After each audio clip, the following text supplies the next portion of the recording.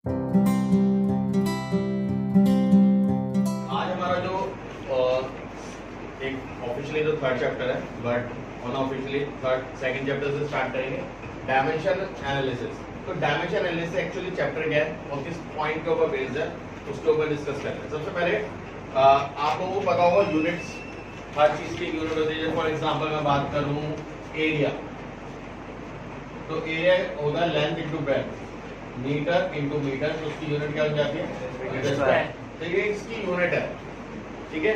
हम इसी यूनिट से पता लगा लेते हैं भाई ये चीज जो नापी जाएगी वो मीटर स्क्वायर में नापी जाएगी, बट हम उसकी डिपेंडेंसी नहीं देख पाते कि वो किस पे डिपेंड कितनी तरीके से, कि क्या कोई और भी यूनिट है जो मीटर स्क्वायर में नाप सकती है, या कोई और भी चीज है जो मीटर स्क्वायर में आ सकती है। तो रिलेशन हम एस्टैब्लिश नहीं करते। जैसे मैं एक सिंपल एग्जांपल देता हूँ, वर्क और एनर्जी, क्योंकि हम जानते हैं दोनों की यूनिट सेम है, तो हमने बोल दिया भाई दोनों के दोनों एक ही चीज है, बस फर्क है उनकी फॉर्म में। एक चीज जो स्टोर है उसे हम एनर्जी बोलते हैं, जब एनर्जी कुछ काम कर देते तो उसे हम वर्क बोलते हैं।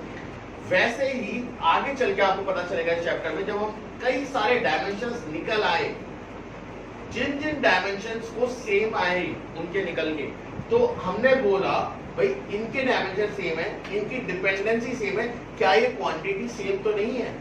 तो मतलब डायमेंशन क्या बताता है, उसकी डिपेंडेंसी, उस क्वांटिटी की डिपेंडेंसी, कि ये इस पे किस तरीके डिपेंड है। अगर मैं सिंपल बोलूं तो आपको डायमेंशन आप लोगों ने थोड़ा बहुत पढ़ा होगा, एम एल टी, ये आपको मिले होंगे।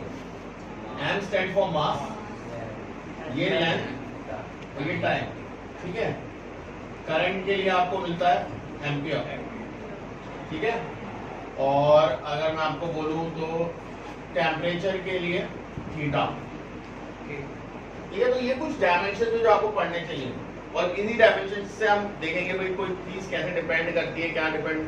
तो जो जो तुम्हारे सिलेबस में इस 11th क्लास के सिलेबस में क्वांटिटीज हैं तो सब दे रखी है, तो देखे घबरा मत जाना कि कोएफिशिएंट ऑफ विस्कोसिटी है हल्ला, ये तो हमने पढ़ा ही नहीं आज तक, नाम क्या है ये, ठीक है। स्ट्रेस, स्ट्रेन, तो ये घबराना मत, थोड़ा सा पेशेंस रखना।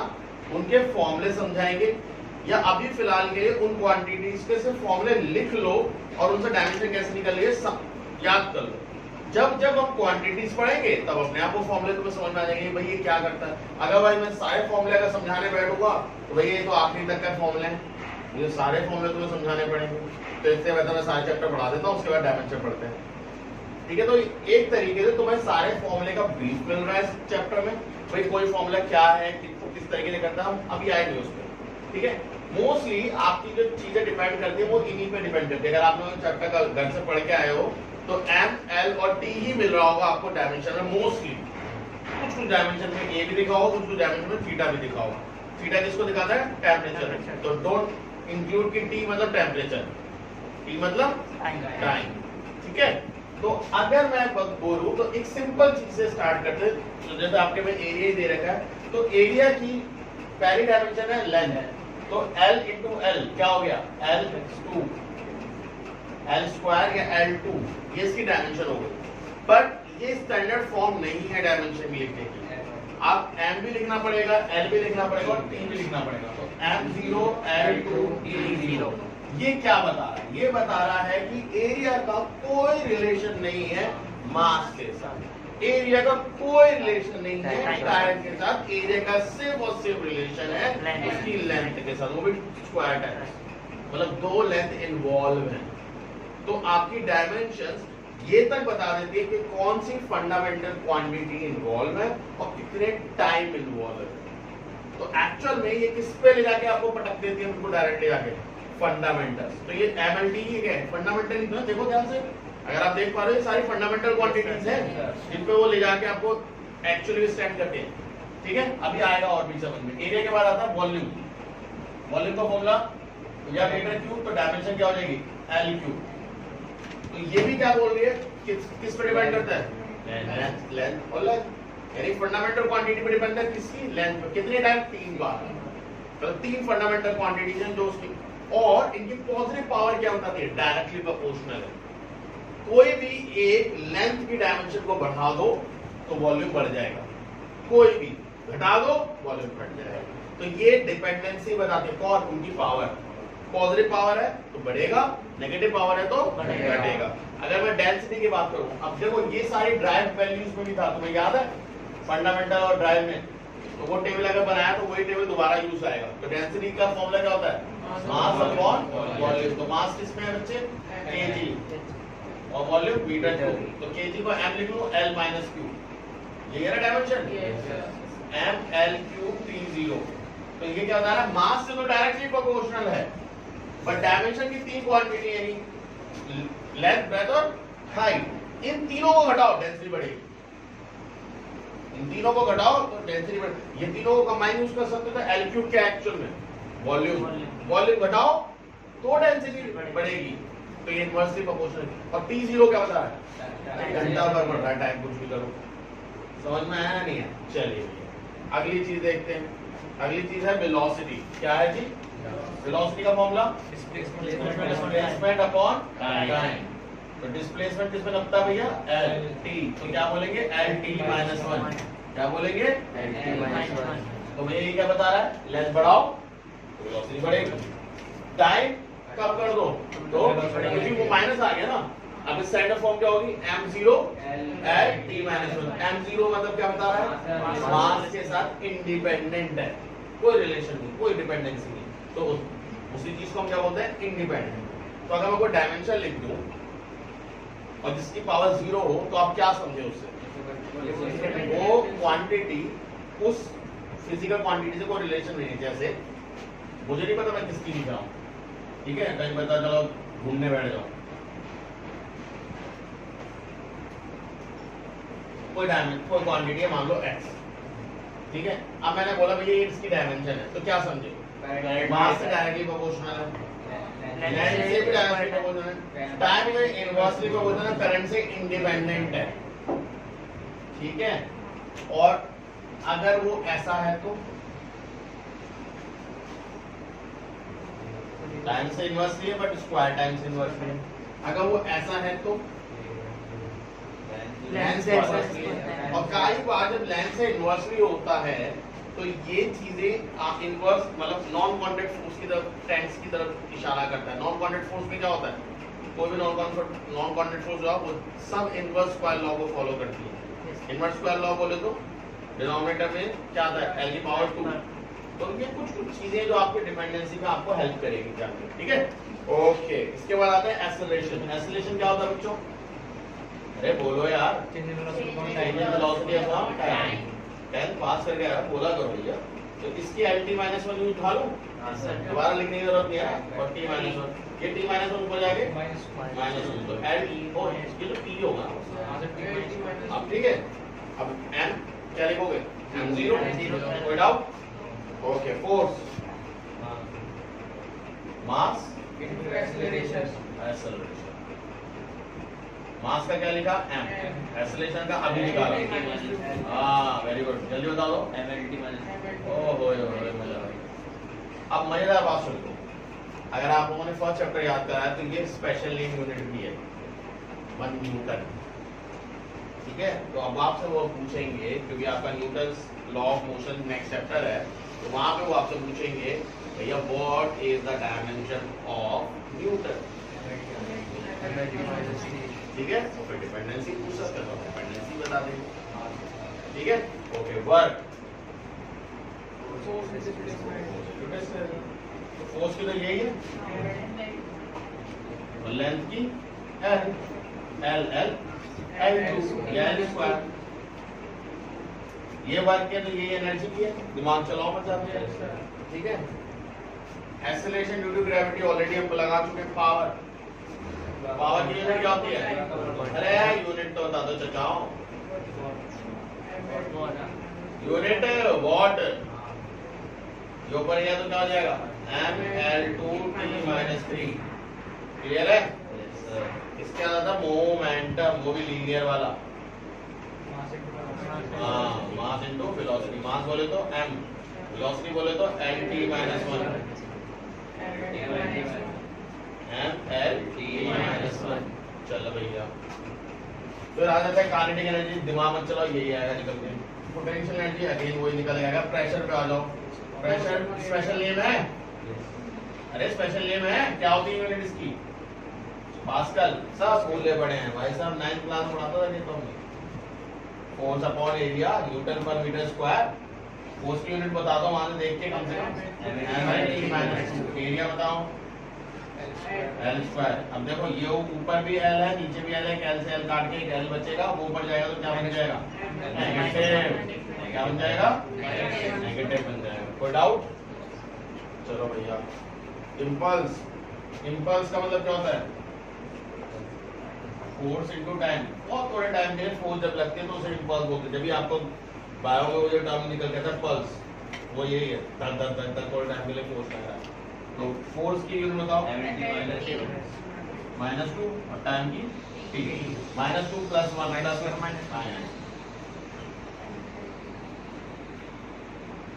ठीक है जी। किसी से मिलती जुलती लग रही है? हाँ, किससे?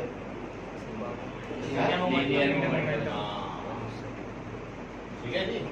ऐसे इस चीज में काफी हेल्प मिलती है। अब आपको जो मिलेंगे टर्म वो सारे के सारे नए हैं आपके लिए। जैसे पहला टर्म मिलेगा आपको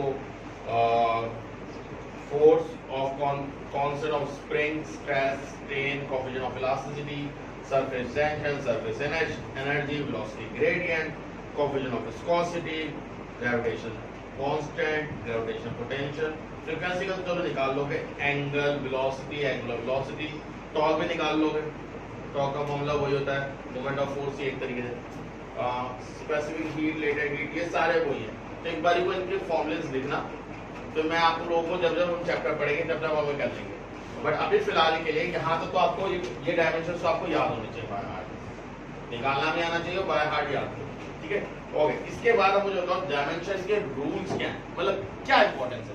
सबसे पहले डायमेंशन की सबसे पहले इंपॉर्टेंस क्या है कि वो एक यूनिट को दूसरे यूनिट में कन्वर्ट करने में हेल्प करता है। मतलब एक एमकेएस सिस्टम है तो उसे एसआई में कन्वर्ट कर देगा, उसमें हेल्प करता है। दूसरा क्या है, कई इक्वेशन ऑफ मोशंस गलत ड्राइव की, उसको इसने सही करा। कई इक्वेशन जो गलत ड्राइव थी उसको उसने सही करा, डिपेंडेंसी बताई। जैसे मैंने बताया जब आप डायमेंशन निकालते हो तो आप डिपेंडेंसी बता दो, तो आप उससे फॉर्मूला भी करेक्ट कर सकते हो। और तीसरी चीज, किसी भी चीज के फॉर्मूला ड्राइव करो, फॉर्मूला ड्राइव करे, उसकी डिपेंडेंसी जान। अभी हम करेंगे तो डायमेंशन बहुत इंपॉर्टेंट चैप्टर बच्चों। आपको सिर्फ पता होना चाहिए भाई ये इस पे डिपेंड है, ये इस पे डिपेंड है, ये इस पे डिपेंड है। जैसे मैं एक सिंपल सा बताता हूँ, जैसे इसको मिटा देते हैं। अभी फिलहाल हल्की सी छोटी सी ब्रीफ ले लेते हैं क्या है। अभी अगर मैं आपसे पूछूं तो time period of simple pendulum, अगर आपने पढ़ा हो तो पेंडुलम में दो चीजें तो बहुत खास दिखती है, एक पेंडुलम का बॉब और ग्रेविटी, अर्थ की ग्रेविटी। ये दो चीजें तो इन्वॉल्व होती है। हमें पता है मास से वो इंडिपेंडेंट होता है, बट अभी फिलहाल जब मुझे मैं पेंडुलम लेके बैठा हूँ वैसे कैसे छोड़ दूं मास को, ठीक है, तो हम उसे इग्नोर नहीं कर सकते। दूसरी चीज लेंथ ऑफ अ स्ट्रिंग, तो मैं कह रहा हूँ टाइम पीरियड तीन चीजों पर डिपेंड करता है। मेरा मास पर डिपेंड कर रहा है, ठीक है, फिर मैं बोलता हूँ ये टाइम पीरियड मेरा लेंथ पे डिपेंड कर रहा है, और फिर तीसरी चीज मैं बोल रहा हूँ टाइम पीरियड मेरा ग्रेविटी पे डिपेंड करता है, अर्थ की ग्रेविटी पे। कोई तीन के अलावा तो कुछ और नहीं भाई। देखो ग्रेविटी ज्यादा हो जल्दी तेज खींचेगा, फटाफट मूव करेगा, लेंथ बढ़ी ज्यादा डिस्प्लेसमेंट मूव करेगा तो फिर जब टाइम चेंज होता है। और मास से मैं मान के चल रहा हूँ भाई कुछ ना कुछ तो फर्क आएगा ही, ठीक है, कोई डाउट? तो चलो आ जाओ। अब इन तीनों को जब एक साथ लिखते हो तो मास, इसकी पावर कुछ लगा दो, एल की पावर बी, जी की पावर सी, कुछ ना कुछ पावर दे। टाइम की डायमेंशन अकेली टी होती है, एम 0 होता है, एल 0 होता है, कोई डाउट? टी की पावर 1, कोई डाउट? प्रोपोर्शनलिटी रखती है तो कांस्टेंट आता है के, वो ले लो आप, ठीक है। के क्यों लिया? अरे भैया कुछ भी ले लो यार, क्या फर्क पड़ता है, ठीक है। मास की डायमेंशन एम ए, लेंथ की डायमेंशन एल बी, और ग्रेविटी ये किसकी है? Gravity acceleration L T minus 2 की पावर सी, एक्सेलरेशन ही है ना ग्रेविटी, ले ली। अभी ना मल्टीप्लाई कर लो भैया, एम 0 एल 0 टी 1 बोले तो के, एम ए एल बी, और यहाँ से एल सी भी आएगा, वो प्लस में डाल दूं, हाँ ना, और इसमें डालो टी की पावर माइनस 2, कोई डाउट भैया? ऑन कंपेयरिंग, क्या दिख रहा है कंपेयर करके? m की पावर शून्य से 0, यानी a की वैल्यू कितनी आ गई? शून्य। l की पावर 0, यहाँ क्या है? b प्लस c, तो b प्लस c इक्वल टू 0, यानी b क्या है? Minus c। ये भी रखो, ये में काम आएगा, पहली इन्फॉर्मेशन ये भी। और अगली क्या है? 1 इक्वल्स टू माइनस 2c, इसे भेजो, ये आएगी हैं?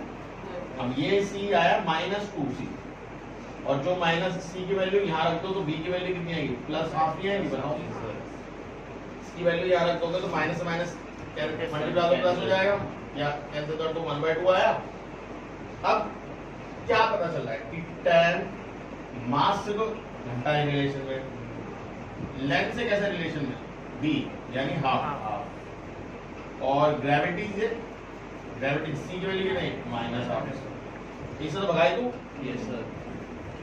प्रोपोर्शनलिटी ए, इसका मतलब अपॉन, इसका मतलब भी अपॉन, बट ये नीचे जाके हाफ का मतलब अपॉन होता है, तो दोनों को एक साथ ले लो।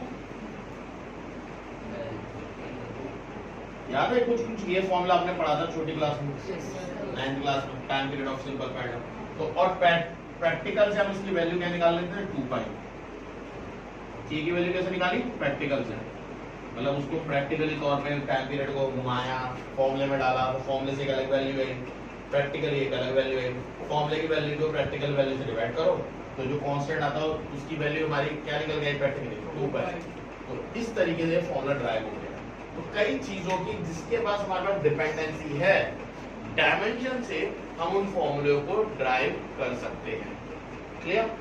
कोई अननोन क्वांटिटी है फॉर्मूले में जो हमें नहीं पता, उसके डायमेंशन भी निकाल सकते हो, जिसे हम बोलते हैं प्रिंसिपल ऑफ होमोजेनिटी। अभी पढ़ेंगे, ठीक है, घबराओ।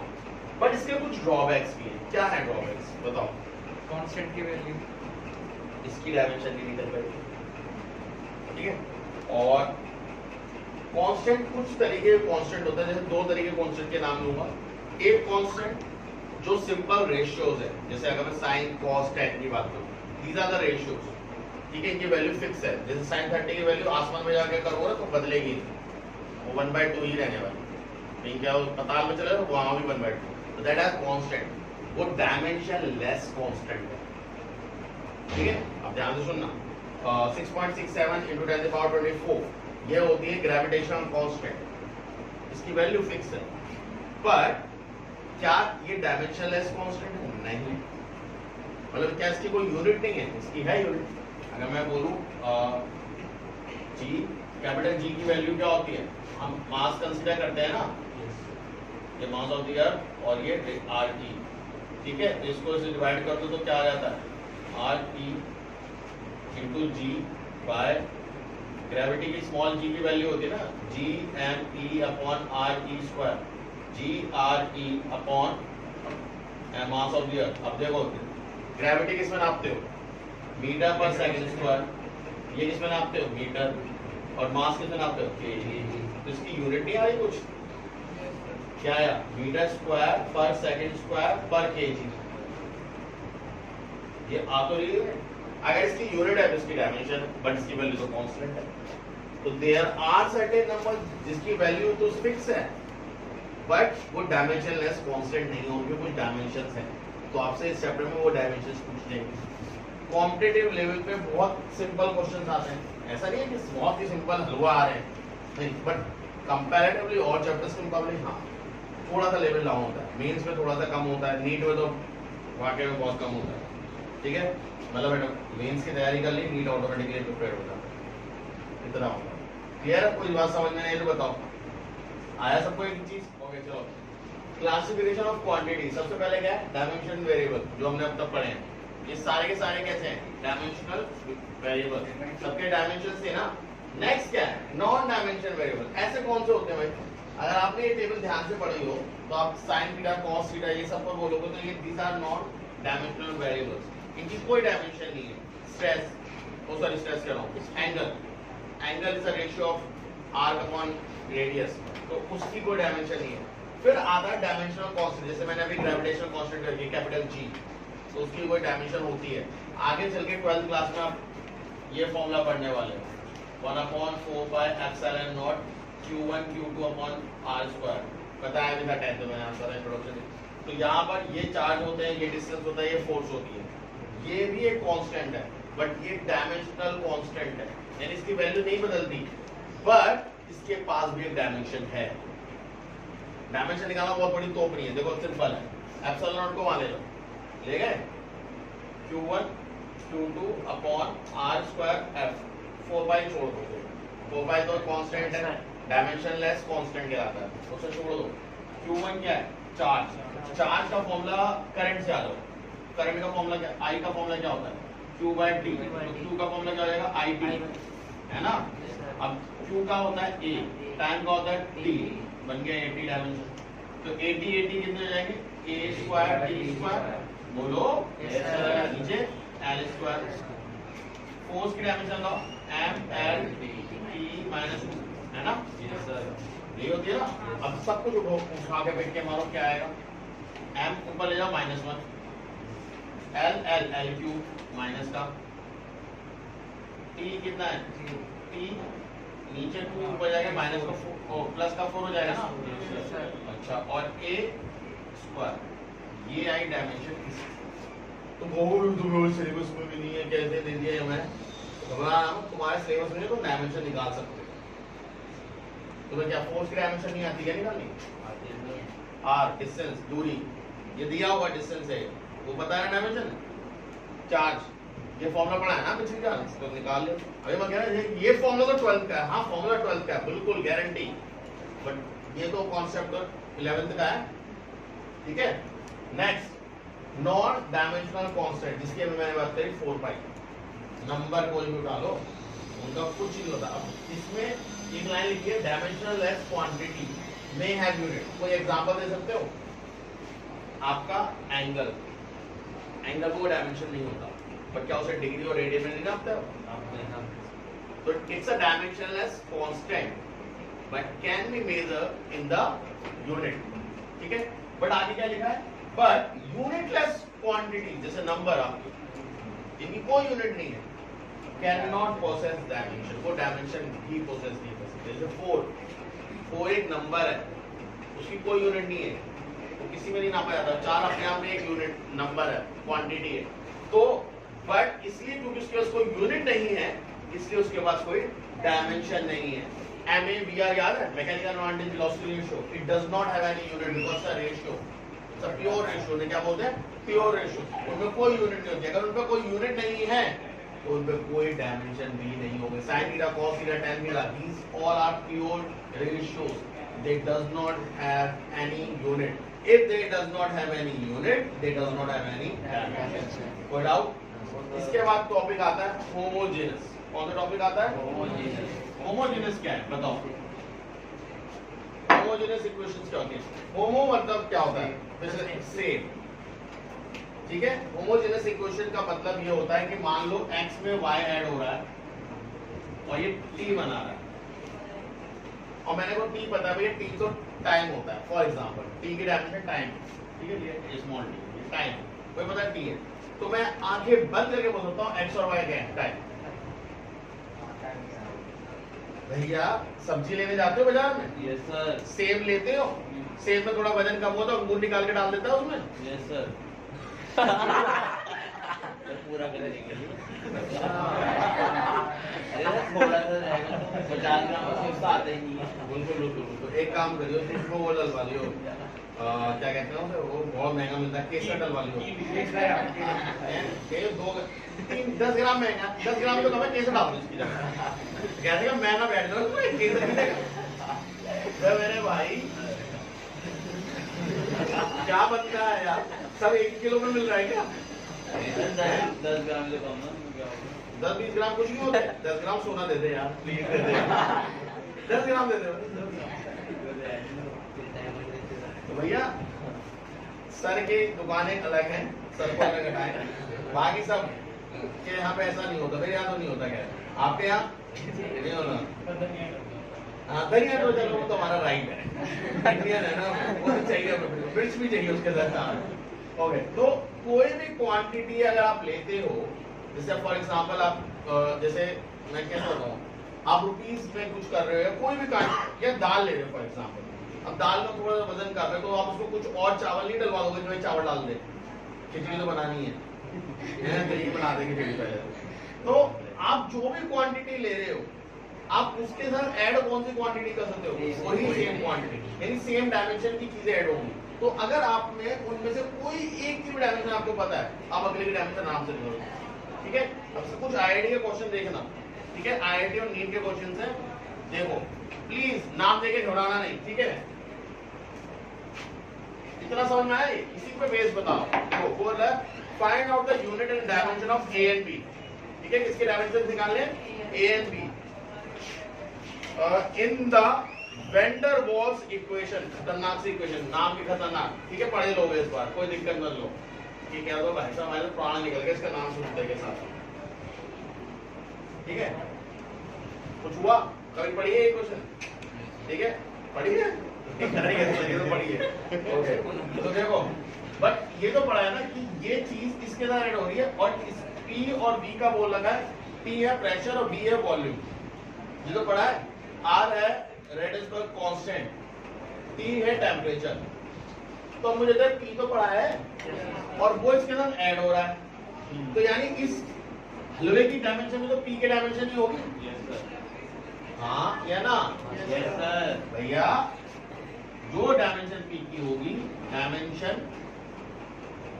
Of P equal to dimension of A upon B square होगी या नहीं होगी, यस सर। प्रेशर की डायमेंशन बताओ फटाफट, अभी लिखवाया था, फटाफट जल्दी बताओ प्रेशर की डायमेंशन क्या लिखी है, फोर्स अपॉन एरिया होता है, निकाल लेते यार इतनी देर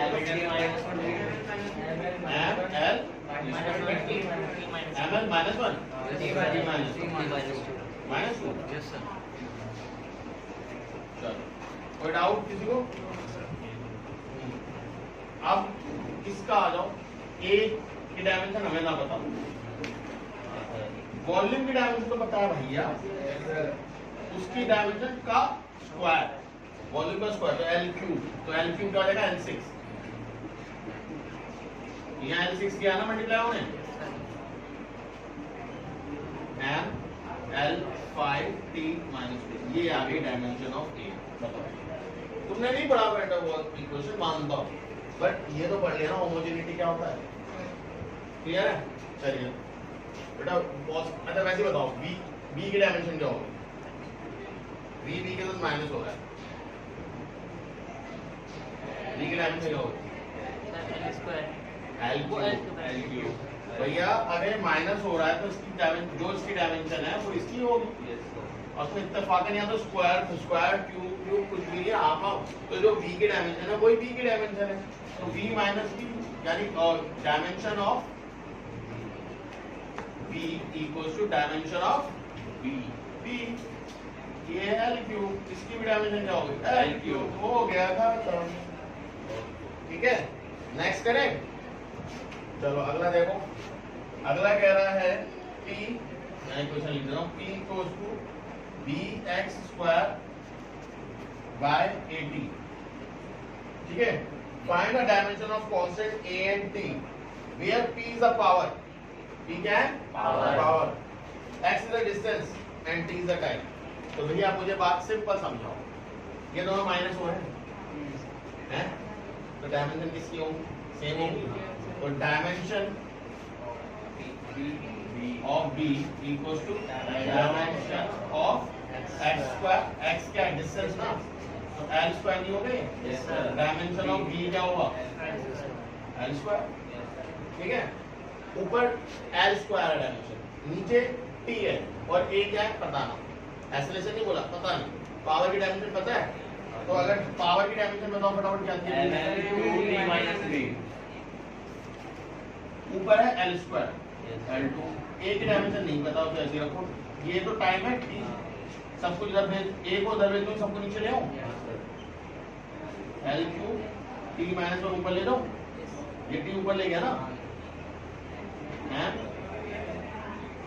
l cube sorry l square t minus 1 बढ़ाओ, m को ऊपर चला जाएगा, l क्यूब स्क्वायर में से 3 चले गए, ये माइनस का 3 ऊपर ले गया, प्लस का बन गया प्लस का। तो भैया a की डायमेंशन m-1 तो पहले तो ये लिख दो, l पॉजिटिव लिख दो, t की पावर -1 और t की पावर -3 ऊपर जाके क्या हो गया प्लस, प्लस का 3 माइनस का 1, this is the dimension of it। Clear है? कॉपी करो, ऐसा क्वेश्चन आता है भैया बोर्ड में, मतलब competitive level start L square कर देंगे, स्क्वायर पूरा पूरा कट जाएगा तो एल नहीं है, टी 2u चाहो तो एल 0 लिख सकते हो बट स्क्वायर से करना है, वैसे तो तुम उसको अलग भी यूज कर सकते हो।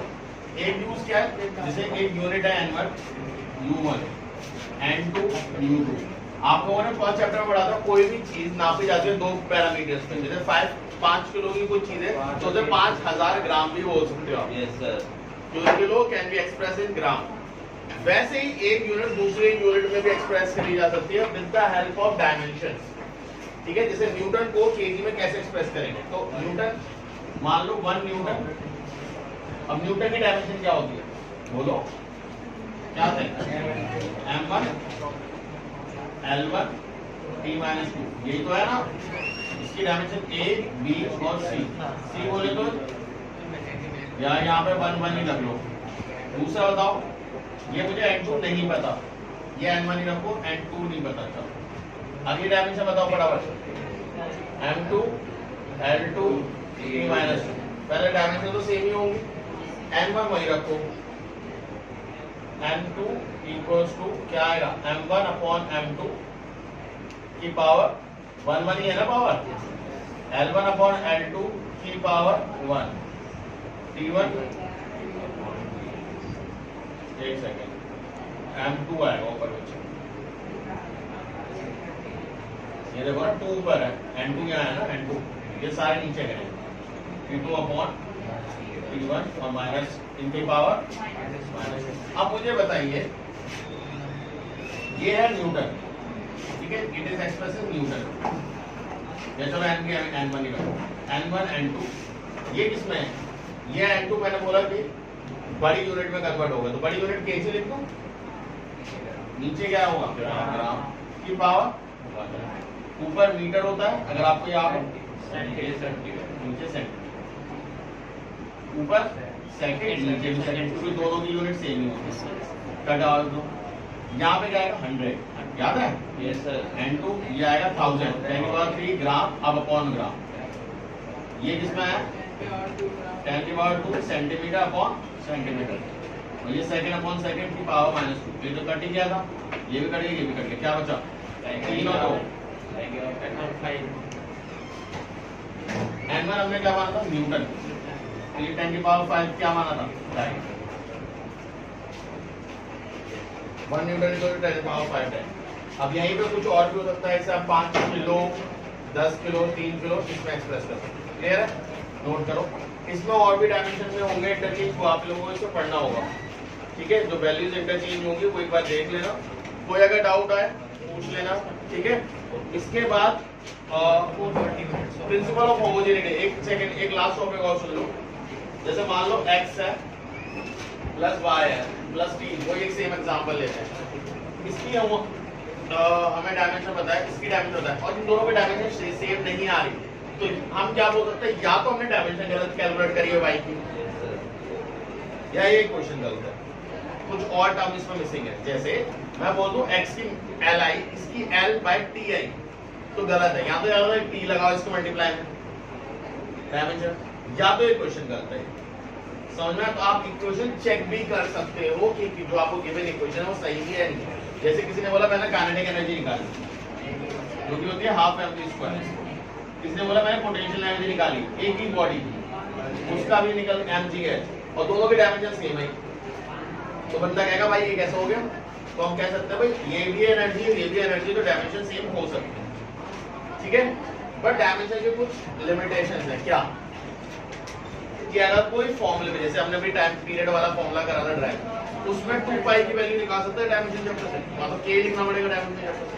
दूसरा, अगर डायमेंशन मोर देन 3 वेरिएबल पे डिपेंड हो जाए तो हाथ खड़ा कर देता भाई मेरे से ना होगा, दूसरा मेथड से निकाल, तो डायमेंशन किस तक डिपेंडेंट है? 3, मतलब 3 वेरिएबल तक अगर वो है डिपेंडेंट तो वो कर देगा, 3 से ज्यादा होते वो नहीं करेगा।